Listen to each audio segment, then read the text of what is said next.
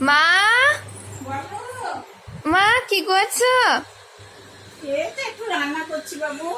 ও বাবা, আজকে চিংড়ি হচ্ছে। হ্যাঁ, এই যে একটু দেরাদুন চালের ভাত হচ্ছে। আচ্ছা। এত সুন্দর, এই যে এই দেরাদুন চালের ভাত, এই যে এটা। আচ্ছা। আর এইটা একটু চিংড়ির মালাইকারি হবে।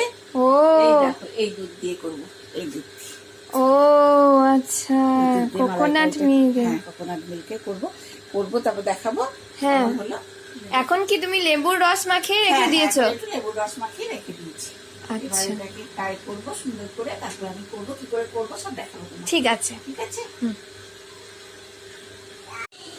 মা মনে হয় চিংড়িগুলোকে ভেজে রেখে দিয়ে গেছে, এরপরে হবে। আমি তো ভীষণ এক্সাইটেড, কখন মালাইকারি রেডি হবে আর আমাকে বলবে হয়ে গেছে বাবু, তাড়াতাড়ি খেতে এসো।